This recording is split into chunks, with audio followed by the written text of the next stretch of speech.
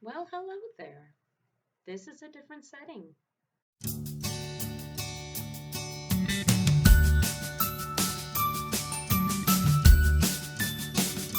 So, because of changes at where I live, I happen to take you at work today. Now, today's video is not necessarily going to be along the lines of what I do day to day, though that would be an interesting video, it's just not going to be for today. Today's video is more going to be along the lines about accents and when we treat them, and if we even treat them at all. For those that are new here, this is the SLP Peep channel, and we get to talk about all things speech language pathology related, speech and language, voice, you name it. If it's within our scope, we talk about. I am Janelle, an SLP Peep, and let's get going today. Also, please remember to hit that like and subscribe button if you like this video and the topics that we talk about. Now, accents. They can sound really cool, but if you have too thick of an accent, you may sound cool, but we won't know what you're talking about, ever. Accents mean you carry the same grammar, and dialects mean the grammar is a little bit different, even though you use the same words for the most part. We can go into the whole theory about when does a dialect become its own language and when does an accent become a dialect, but that is not this video.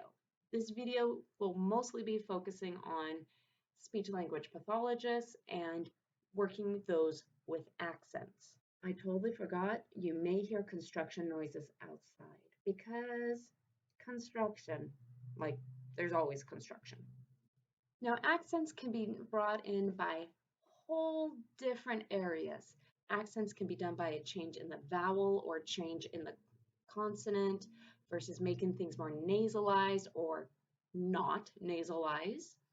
It could be something as simple as where do you place your tongue on certain sounds? So accents are just little changes to the sounds in words, but when compiled together, it sounds very different, but usually very understandable at the same time. Typically speaking, a speech language pathologist does not work on accents. Usually there's a period at the end of it, but it's really an asterisk. Now, how does one qualify to work with a speech language pathologist on an accent? Usually this is called an accent reduction, meaning we are bringing down the accent so that way somebody could be more understood by their peers. There are two main ways to go about this. The first way is the client pays for speech therapy by themselves, which can be very expensive very quickly. The second way that a client is able to get accent reduction speech therapy is through insurance. And this is tricky. Typically speaking, insurance will never cover accent reduction therapy because there's really not a need for it. If people are able to understand you well enough, then why would a person need to reduce their accent to be more in the mainstream level? The very few cases I've actually heard of insurance or a company paying for accent reduction is when somebody is already hired on, they moved to a different place. Think more in lines of international companies where somebody is taken from one country and placed to another country, especially if that other country does not share the same language. In cases like those, yes, a company may actually pay for a speech therapist or a linguist or someone to assist with reducing an accent.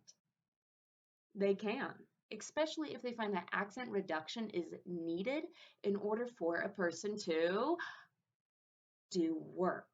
Yep, all this revolves around how well a person can work with their peers wherever they may be. Now, this can also fall into other categories as well, such as when people are moving from one country to another, or better yet, one state to another state. If someone from Alabama were to move to a place like North Dakota, yeah, they're going to sound very different. Will it be to the point of such an accent difference that the people in North Dakota are not able to understand the people from Alabama? Maybe not so much as an adult. As an adult, again, maybe not so much. But as a child in a school, this is where it gets interesting. Depending on the assessments used or whatnot, children may actually qualify for articulation errors because, once again, accents are just slight changes to vowels and consonants that are produced. Is it ethical to treat a child like this? Technically speaking, on the assessment, it is correct. They do have articulation errors, but at the same time, are they still being understood? This is very much a case of what the numbers are saying versus what's actually happening with peers. Sometimes the two do not line up very well in the real world. I honestly cannot tell if I went on a rant or not, and what my rant was based off of, other than I wanted to talk about articulation and accents and everything else. Now, with all this being said, is this the same as working on the voice and changing how a person sounds? No. So even though a person may not sound like you, does that really mean they have an accent thick enough that you do not understand them? For my question of the day, what accents are you able to pull off well and not well? I got a lot that I cannot pull off well. And I have a few accents that apparently I can trick people on the phone. Thank you so much for watching. Once again, please hit that like and subscribe button if you are interested in this sort of content, and have yourself a wonderful day. Bye-bye.